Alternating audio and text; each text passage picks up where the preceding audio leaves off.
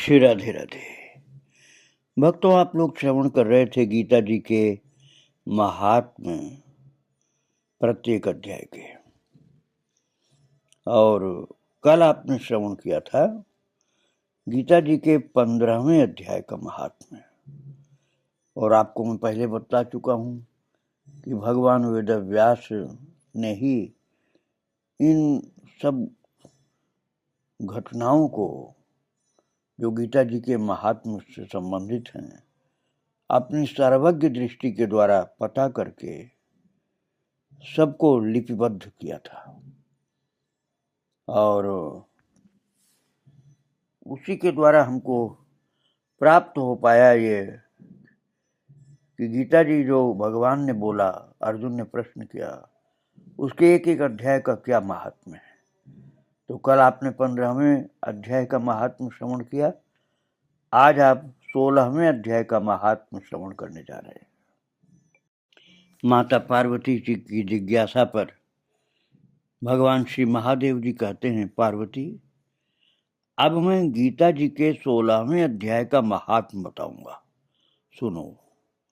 गुजरात में सौराष्ट्र नामक एक नगर है। वहां खड्गबाहु नाम के राजा राज्य करते थे, जो दूसरे इंद्र के समान प्रतापी थे। उनके एक हाथी था जो मद बहाया करता और सदा मद से उन्मत्त रहता था। उस हाथी का नाम अरिमर्दन था। एक दिन रात में वह हठात सैकड़ों लोहे के खंभों तक को उखाड़कर तोड़कर बाहर निकला। हाथीवान उसके दोनों ओर अंकुश लेकर डरा रहे थे, किंतु क्रोधवश उन सब की अवहेलना करके उसने अपने रहने के स्थान, जो हाथी का घर था, हाथीसार, उसको ढहा दिया। हाथी ने उस पर चारों ओर से भालों की मार पड़ रही थी, फिर भी हाथीवान ही डरे हुए थे। हाथी को तनिक भी भय नहीं होता था। इस कौतूहलपूर्ण घटना को सुनकर राजा स्वयं हाथी को मनाने की कला में निपुण राजकुमारों के साथ वहां पर आए और आकर उन्होंने उस बलवान दंतैले हाथी को देखा। नगर के निवासी अन्य काम धंधों की चिंता छोड़ अपने बालकों को भय से बचाते हुए बहुत दूर खड़े होकर उस महाभयंकर गजराज को देखते रहे। इसी समय कोई ब्राह्मण तालाब से नहाकर उसी मार्ग से लौटे। वो ब्राह्मण भगवत भक्त थे, उन्हें संत आप कह सकते हैं।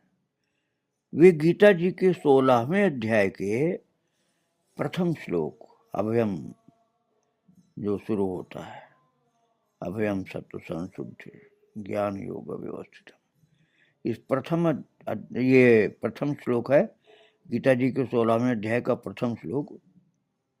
वहां से श्लोकों का उच्चारण करना शुरू किया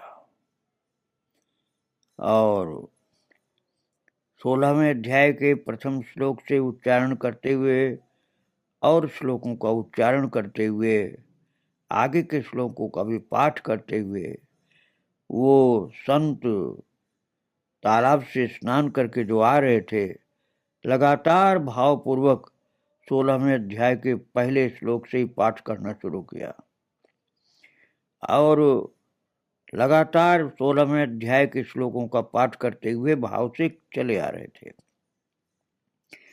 तो पूर्ववासियों और पीलवानों महावत जो होते हैं, उन लोगों ने उन्हें बहुत मना किया संत को कि आप इधर मत जाओ महाराज जी, बहुत हाथी पगला गया है, वो छोड़ेगा नहीं, खत्म कर देगा, मार देगा पटक कर।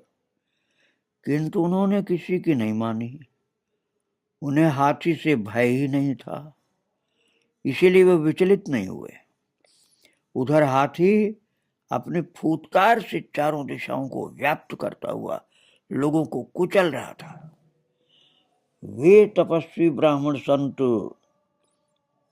उसके बहते हुए मद को हाथ से छूकर कुशल पूर्वक अर्थात निर्भयता से निकल गए। हाथी को छूते हुए, जो कि और लोग दूर दूर से भयभीत होकर भागते थे, वो महाराज जी ने हाथ से हाथी के बहते हुए मद को और उसके शरीर को छूते हुए एकदम निश्चिंत और निर्भय होकर के, जैसे कोई बच्चे को छुए ऐसे छूते हुए निकल गए। इससे वहां राजा तथा देखने वाले पूर्ववासियों के मन में बहुत विस्मय हुआ, इतना ज्यादा कि सब लोग चकित होकर चर्चा करने लगे, धन्य है संत, उनकी शक्ति का वर्णन करना किसी के बस का नहीं था।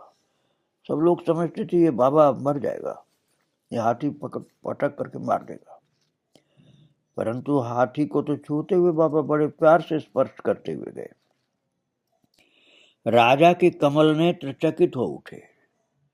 उन्होंने उन संत जी को आदर पूर्वक बुला करके सवारी से उतर करके उन्हें प्रणाम किया और पूछा, ब्राह्मण, आज आपने ये महान अलौकिक कार्य किया है, क्योंकि इस काल के समान भयंकर गजराज के सामने से आप सकुशल स्पर्श करते हुए चले गए।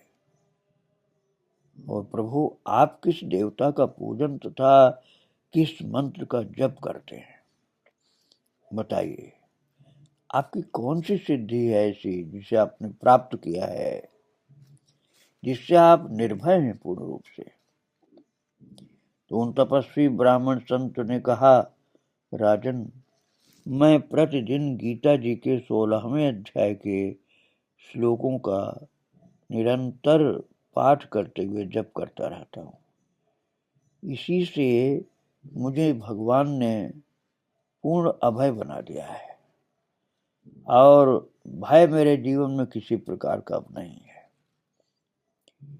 भगवान शिव कहते हैं महादेव जी पार्वती मैया से, तब हाथी का कौतूहल देखने की इच्छा छोड़कर राजा ब्राह्मण देवता को साथ ले, अर्थात उन संत जी को साथ ले अपने महल में आए।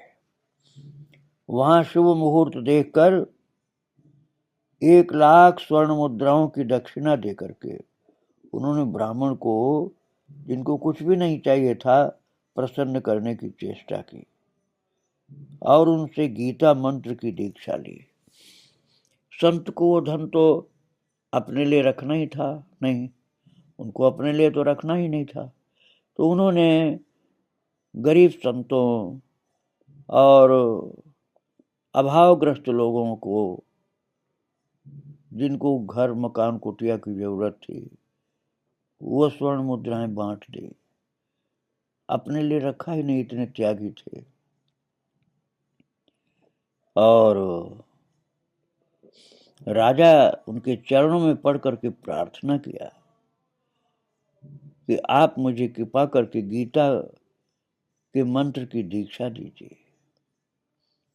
तो गीता जी के 16वें अध्याय के अभयम शब्द जब शुरू होता प्रथम श्लोक में, वहां से श्लोकों का अभ्यास कराना शुरू कर दिया। संत ने राजा को गीता जी के 16वें अध्याय के श्लोकों का अभ्यास कराना है और अभ्यास करा लेने के बाद उनके मन में जो भय था राजा के मन में, उसको समाप्त कर दिया संत ने और बोले, भगवान कृष्ण का ध्यान करते हुए इस 16वें अध्याय का पाठ करते रहो और भय मुक्त हो जाओ। तो महाराज एक दिन सैनिकों को साथ लेकर के राजा ने हाथीवानों से उस मतवाले हाथी का बंधन छुड़वा दिया और बोले, अब ये नहीं मारेगा किसी को, न पटकेगा, न पीटेगा, न मारेगा किसी को। और संत जी के साथ वे गजराज को स्पर्श किए और निर्भय हो गए।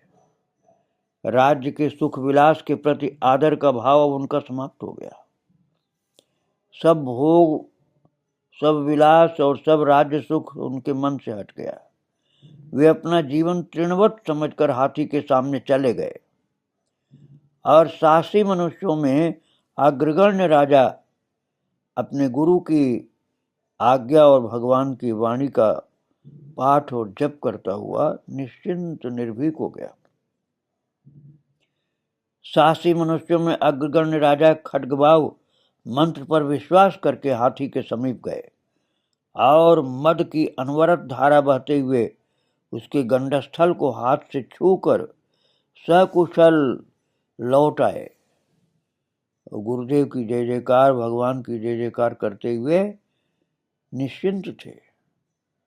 उनको गुरु पर और भगवान पर बड़ा विश्वास हो गया। काल के मुख से धार्मिक और खल के मुख से साधु पुरुष की भांति राजा उस गजराज के मुख से बच करके निकल आए और